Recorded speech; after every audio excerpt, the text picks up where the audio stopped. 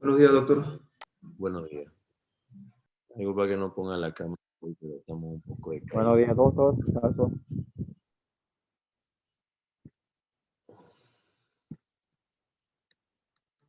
Bueno, jóvenes, vamos a terminar la charla de la clase.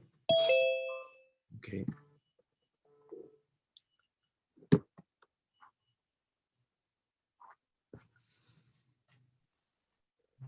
¿Pueden ver la diapositiva? Sí, doctor, se ve la diapositiva, doctor. Vale. Bueno, jóvenes, prácticamente ya ustedes la tienen la diapositiva, espero que la hayan podido repasar, ¿ya? Que hayan podido leerla, para que hayan podido investigar un poco más. Bueno, en el sentido de esto puede que ustedes puedan profundizar con algún libro o prácticamente algún artículo en internet.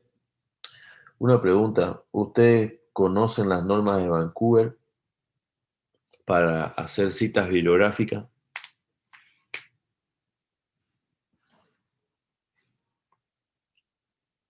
¿Alguien conoce las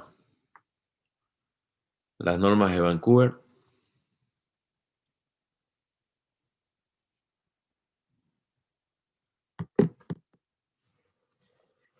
Ahorita te va a quitar la cosa. ¿Con lápiz o sin lápiz? Con lápiz. Yo lo voy a hacer con marcador. Si no la conocen, bueno, les voy a pasar luego un artículo para que puedan leer cómo se realizan las normas de Vancouver, porque prácticamente en base a ella vamos a realizar las próximas tareas. Bueno, jóvenes, habíamos quedado prácticamente en la época medieval en cuestiones hablando de la medicina antigua. Ya hablando, otro personaje que aparece es Hugo Borgognoni, prácticamente como iniciador de la escuela Borgognoni, ya, que entre otras de sus aportaciones incluía la limpieza de las heridas, usando vino como un formaldehído, prácticamente el uso ya de los primeros anestésicos a través de los derivados opioides, como era el extracto del opioide, el beleño, la mandrágora y otras drogas. Si bien se le atribuye el primer procedimiento quirúrgico bajo anestesia a un odontólogo, pero ya ustedes vean que prácticamente era alguien metido a la medicina el que realizaba este tipo de intervenciones ya en la época medieval. Teórico Borgognoni prácticamente vive de 1206 al 1900 o 1298. Su principal contribución fue el de la sutura de heridas como primera intención tras una limpieza quirúrgica cuidadosa, prolija, en lugar de aplicar sustancias prácticamente que eran calientes. Antes se practicaba el vertido de aceites calientes para estimular prácticamente la delimitación a través de la formación de pus, ¿ya? Para luego hacer la limpieza prolija, eliminar todo ese débito purulento y prácticamente eso lo ha iniciado la escuela de Salerno y él vio de que era mucha agresión a tejidos blandos, ya, si bien tenían cierto éxito, pero era mucha agresión el tener que sacrificar tejido blando para luego debridarlo a un tejido más amplio. Si ustedes se dan cuenta, si tuvieran un corte, una herida infectada, vierten algo caliente, pues obviamente va a existir una quemadura. Esa quemadura va a tener un débito purulento y van a tener que hacer una limpieza quirúrgica hasta donde el tejido está sano. Pero si lo hacen de primera intención, pues el defecto que va a quedar por su limpieza quirúrgica va a ser mucho menor. Incluso eso, si lo aplican a la actualidad, se van a dar cuenta que tiene mucha relevancia, ¿no? Es importante recordarlo. Ya este periodo del Renacimiento, pues prácticamente es el que nos marca como sociedades prácticamente ya científicas, en el cual las condiciones sociales, económicas y políticas de toda Europa empezaron a sufrir transformaciones internas prácticamente notables que culminan casi alrededor del siglo XV, llamado Renacimiento. Y ustedes pueden ver incluso películas donde el apogeo que surge en Francia con el Renacimiento, pues es una transformación total resultado de las pésimas condiciones que anteriormente se vivía en lo social, en lo económico, en lo político. No sé si ustedes habrán visto la serie de Versailles o prácticamente Rebelión, marca un hito prácticamente en cuestiones de condiciones sociales, económicas y políticas que se daban en la antigua Europa. Ustedes saben muy bien o recordarán prácticamente quién fue Leonardo da Vinci. Ya, él nace en 1452 hasta el 1519. Este gran personaje fue reconocido como el padre del Alto Renacimiento. Sus primeros estudios prácticamente los realiza en cuanto al estudio anatómico recogido en el manuscrito de Anatómico A, ya del 1510 al 1511, en el cual con sus dibujos prácticamente hiperrealistas, él se centraba en la osteología y en la miología. Esos grabados que él realizaba, pues prácticamente en sus dibujos, trataba de plasmar y prácticamente tratar de comprender el funcionamiento humano. Ustedes verán prácticamente los diferentes dibujos de la antigua medicina que prácticamente eran realizadas por pintores, por gente que se dedicaba a dibujar y tratar de comprender tanto la biomecánica músculo-tendinosa como también la biomecánica de la parte articular. Ahí pueden ver prácticamente la imagen de fondo, un manuscrito propio de Leonardo da Vinci, en la cual pueden ver el diagramado, prácticamente el plasmado del corazón con sus cavidades, con sus válvulas, lo cual él trataba de comprender a través de la disección y a través del dibujo cómo realmente funcionaba esta bomba que nunca deja de funcionar. A finales del 513, Leonardo da Vinci realiza sus investigaciones anatómicas en el Hospital del Espíritu Santo de Roma, pero se vio obligado a renunciar a sus estudios cuando en 1515, por ser acusado de prácticas sacrílegas, prácticamente fue el mismo Papa León X quien le prohibió la entrada al hospital, así truncando la carrera anatómica. Recuerden ustedes de que en primera instancia hablábamos de que la medicina, de ser un tema mítico, pasa a ser un tema ya científico, filosófico, luego vuelve a ser de nuevo un tema ya religioso, no tanto mítico, y ya para la época del Renacimiento vuelve de nuevo a ser un tema mal visto y prácticamente, ¿cómo se puede denominar? Abominable ante los ojos del hombre, ante los ojos de Dios, el tema de diseccionar un cadáver, porque obviamente ya las disecciones en el cadáver pues ya eran mucho más profundas, como pueden ver, llegaban hasta órganos internos.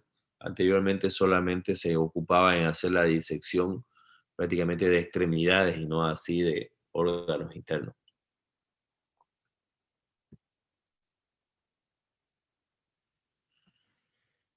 Aquí, si ustedes recordarán, en cuestiones de la antigüedad hablábamos de otro personaje que era Celso. Aquí hablamos ya del Renacimiento de Paracelso, ¿ya? Paracelso prácticamente fue una de las personas que se puso las autoridades académicas de esa época, sometiéndolo a sus prácticas prácticamente antiguas y clásicas. Paracelso toma el papel de intervenir lo menos posible a la hora de solucionar las heridas, el de las fracturas, luxaciones, dejando tiempo y a la naturaleza de su acción, evitando prácticamente que los pacientes sufran un trauma añadido a la manipulación de sus heridas, de sus fracturas, de sus luxaciones, ¿ya? Y eso lo destacaba a través de su tratamiento de las heridas por arma de fuego. Y esto es lo importante, jóvenes, que después lo vamos a hablar, la cirugía de control de daño. Si ustedes recordarán, Celso introduce el tema del rubor, calor, dolor, tumor, pero Paracelso ya instruye el tema de la cirugía control de daño. ¿Qué quiero decir con cirugía de control de daño? Que solamente se aboca a lo más grosso o a lo más grave para solucionar que te puede hacer perder la vida del paciente. Si tienes una fractura expuesta, lo único que hace es devolver la exposición y prácticamente lavar tu herida. Después verás el tema de solucionar la fractura como tal. Un momento.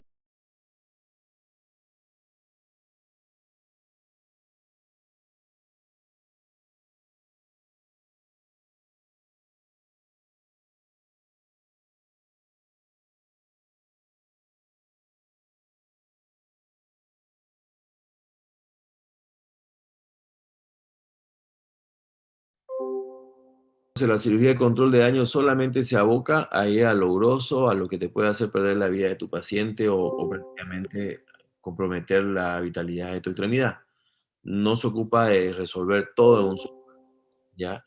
¿Y esto por qué? Porque cuando tú estás sometiendo a un paciente a un acto quirúrgico, le estás sobreañadiendo otro trauma. Las cirugías son traumas prácticamente, porque le estás añadiendo un corte, le estás añadiendo manipulación.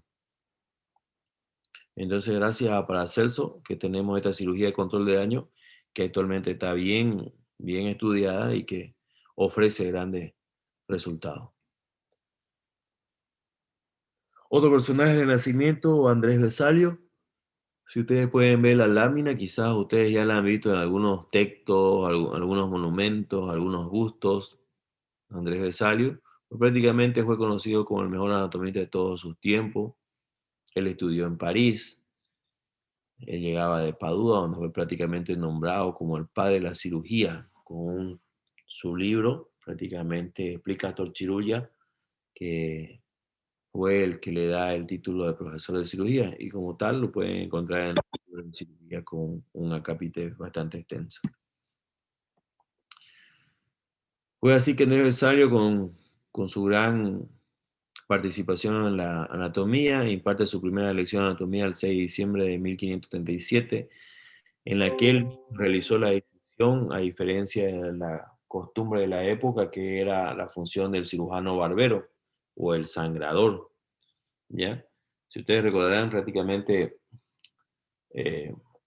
al principio los cirujanos eran conocidos como barberos, simplemente personas que se dedicaban a barbear, como vemos en la peluquería, o personas que se dedicaban al comercio de la carne, pero no así el médico como tal, porque él se encargaba del estudio, de la ciencia, prácticamente lo clínico. Otra cosa importante también es que Andrés Vesalio fue catedrático a su corta edad, prácticamente a sus 24 años ya era él catedrático. Otro personaje que aparece es Ambroise Paré, que aparece en el 1510 al 1590, ¿ya? Fue una principal figura en el siglo XVI y fue denominado el padre de la cirugía francesa. Él comienza como aprendiz de un cirujano barbero en París, después trabaja durante 4 años en el hospital de Dieppe de París y en 1541 se convierte en maestro barbero cirujano y trabaja como cirujano en el ejército.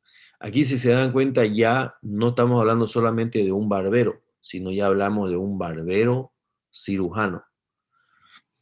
Ya se le está dando un poco más de importancia a estas personas empíricas que eran los barberos y ya se le está dando la connotación de cirujano.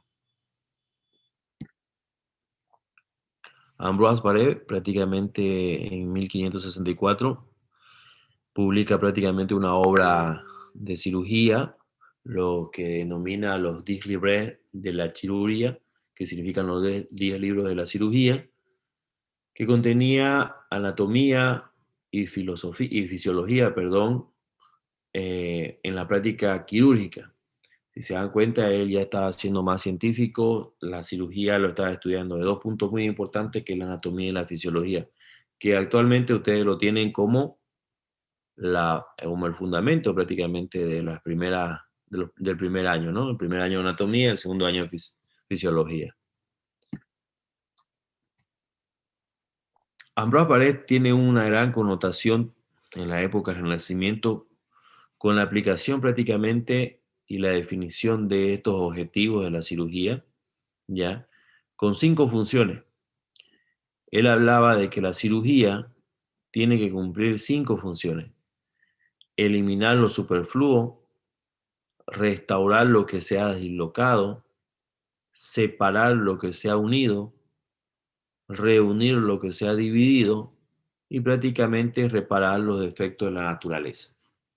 Entonces, si se dan cuenta, aquí Ambroise Paré te dice que un cirujano puede hacer una incisión para prácticamente eliminar un absceso, eliminar lo superfluo, restaurar lo que se ha dislocado, era capaz de reducir luxaciones, tratar fractura, restaurar,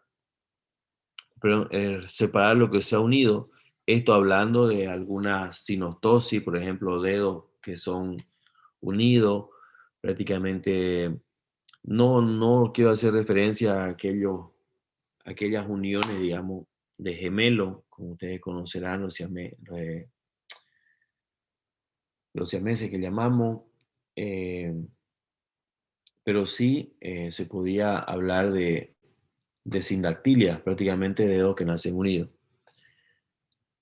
Reunir lo que se ha dividido, en este caso heridas muy traumáticas, con el CAL, con amputaciones, prácticamente fracturas en el tema de lo que se había dividido, lo trataba la cirugía, y restaurar los defectos de la naturaleza, esto hablando de dedos supernumerarios, extremidades parásitos. Entonces ya la cirugía tenía diferentes objetivos plasmados gracias a Ambroise Paré.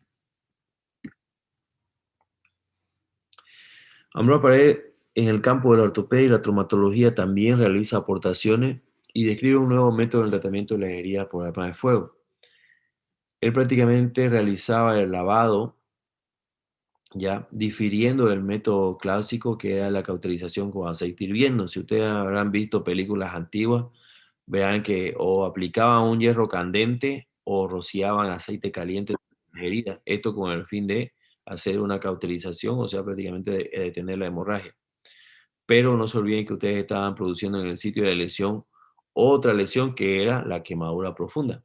Ahora, no puedo decir por qué razón, pero creo que uno de los principales medios para curar las heridas es conservarlas bien limpias. Eso decía Ambroise Paré, prácticamente cambiando ese método de proceder a realizar una quemadura para que ésta produzca pus, como lo hacía la escuela de Salerno, ¿ya?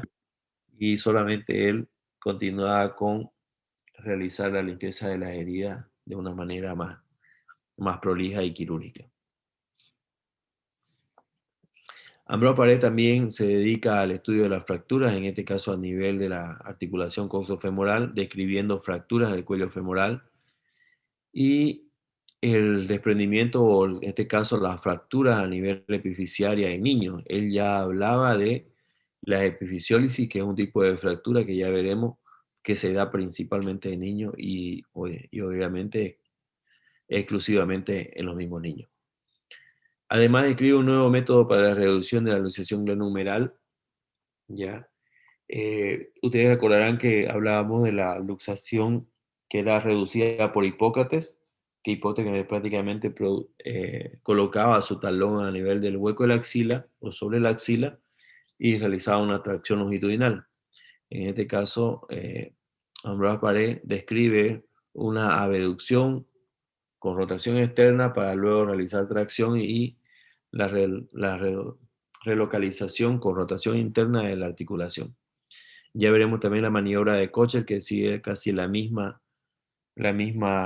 pasos, solamente que Kocher la realiza con el codo a 90 grados.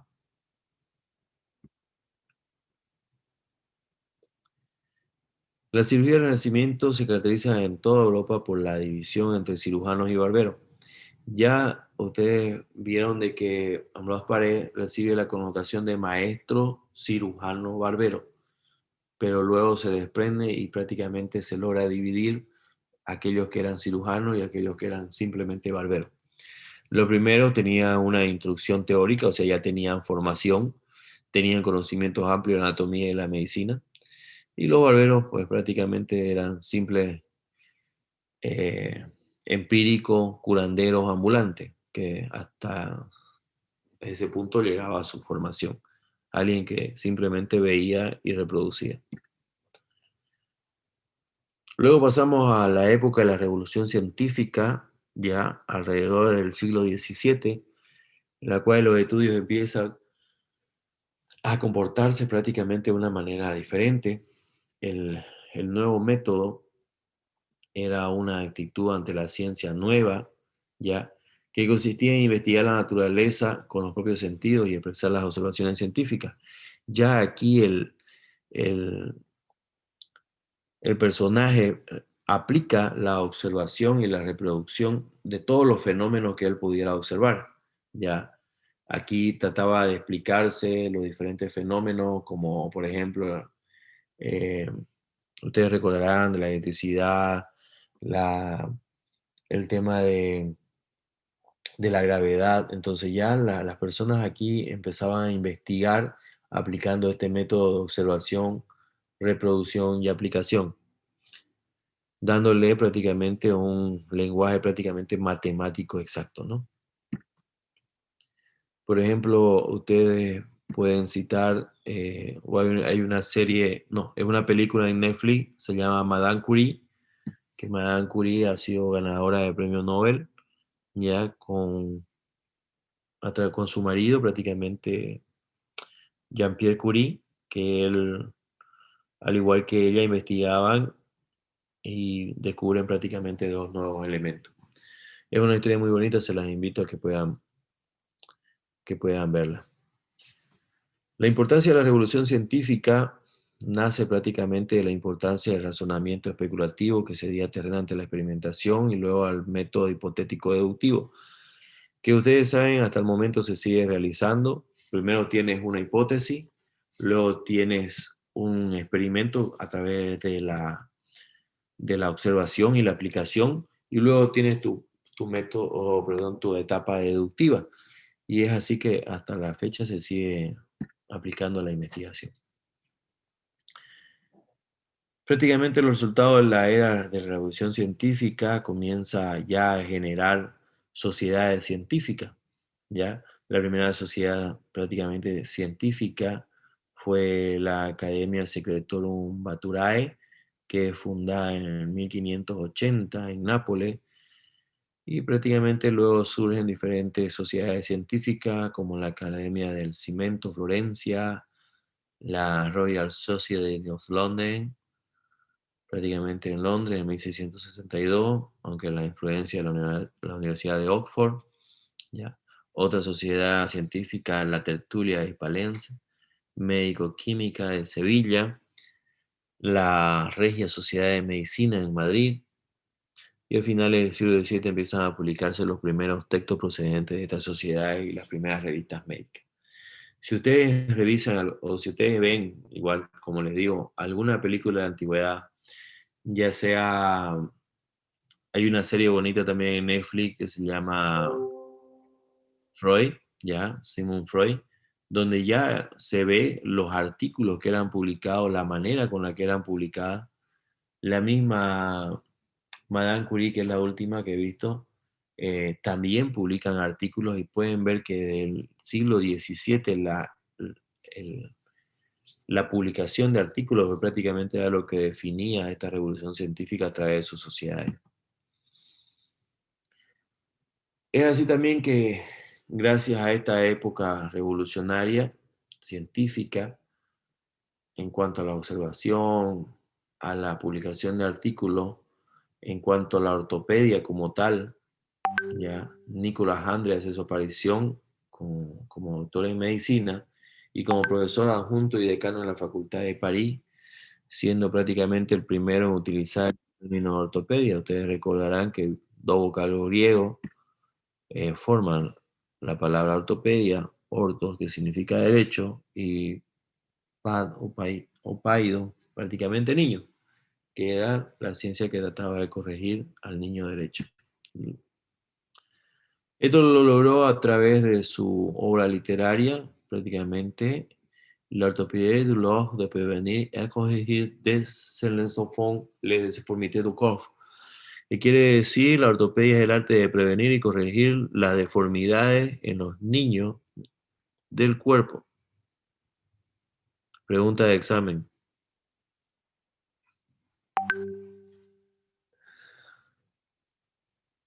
Bueno. Por otra parte, en esta época persiste la división entre lo que fueron los cirujanos y los barberos, además de existir muchos otros profesionales como los farmacéuticos, los sacamuelas, que obviamente eran los conocidos sacamuelas, que ahora son los odontólogos, y los curanderos, que prácticamente en la actualidad tenemos los sobadores, los hueseros y compañía, ¿no? Si ustedes se dan cuenta, lo que nos separa pues prácticamente es la instrucción que ustedes reciben en 5 años de anatomía, fisiología, fisiopatología, farmacología. Eso es lo que los diferencia de estos sacamuelas, de estos curanderos, ¿no? Porque si ustedes no saben anatomía, no saben fisiología, pues prácticamente son curanderos, sacamuelas y hueseros. Esa es la gran diferencia ahora. En la revolución científica, por lo común, los cirujanos se dedicaban a la cirugía, en este caso a las operaciones, que eran de gran envergadura, que eran grandes, mientras que los barberos realizaban fundamentalmente curación de heridas y sangrías. La sangría era un método que ustedes recordarán, era tratar de equilibrar los 3 humores que existían en el cuerpo, la linfa prácticamente, la sangre, ¿ya? Y los otros líquidos para prácticamente restituir lo que era la presión arterial. Después se logró estudiar a cabalidad y prácticamente la homeostasis no constituía prácticamente la exsanguinación a través de la sangría. Incluso ustedes verán en épocas antiguas, lo primero que hacían era cortar prácticamente, ¿no?, venas importantes y hacer que el paciente de sangre. Ahí les presento prácticamente no el futuro, porque ya se utiliza actualmente, ¿ya?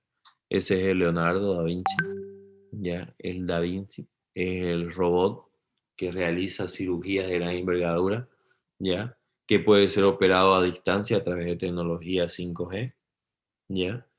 Puede estar en polo a polo el cirujano y el robot y realizar cirugía de gran envergadura. Aunque no cirugía 100%, ¿ya? Me refiero a que sí necesita la intervención todavía de la parte humana, ¿ya? Pero pueden realizar cirugías e intervenciones de gran envergadura. Nosotros, por ejemplo, ya realizan cirugías de restitución protésica. El cirujano especialista realiza abordaje, y los cálculos y las osteotomías pues, prácticamente son realizadas por este robot que está provisto de software y de cálculos prácticamente muy avanzados, ¿no? También se realizan cirugía neurológica, en la cual a través de software, cálculos, pueden hacer prácticamente abordaje y perforaciones mucho más exactas. Bueno, jóvenes, como ven, fue una larga evolución de ser prehistórico, pasar por civilizaciones antiguas que tenían también gran avance científico, culturas como fue el antiguo Egipto, Grecia, imperio, como fue el imperio romano, como fue el imperio árabe, hasta eso Árabe, la época medieval, que tuvo sus grandes prácticamente plagas en la cual fueron obligados a ser más observadores prácticamente y aplicar la lógica. El Renacimiento, a todos estos conocimientos ya aplicarlo prácticamente a una connotación de información, ya, de investigación, dando su último salto prácticamente en el siglo XVII, ya con lo que fue denominada la era de la Revolución Científica, ya aplicando el conocimiento ante una lógica. Y obviamente esa hipótesis y compañía no haya nacido si no haya existido toda esta curva de aprendizaje. Porque para que tú tengas una hipótesis, para que digas puede pasar esto o no puede pasar, tienes que tener un conocimiento previo, ¿no? Y ese conocimiento previo es esta curva de aprendizaje. Bueno, jóvenes, Espero que repasen su tema, puedan profundizar. Me gustaría mucho que puedan ver alguna película antigua. Generalmente yo a los cursos les hacía ver pequeñas películas donde sí se sacaba conocimiento, ¿ya? No le digo que vean Grey Anatomy porque eso no sirve para nada, ¿ya? Así que es mentira que aprendieron medicina viendo Grey Anatomy. Creo que lo sigo teniendo todavía de estudiante aquello. Pero sí pueden ver, por ejemplo, es muy bonita el médico persa, es muy bonita la historia de Sigmund Freud, está como una miniserie, está la de Madame Curie, ya, que son prácticamente historias reales, con cierta connotación, algo escritas, ¿no? Pero tiene bastante veracidad. Bueno, jóvenes, nos vemos el día miércoles. Que tengan un buen día. Ok, doctor, muy amable, gracias, doctor.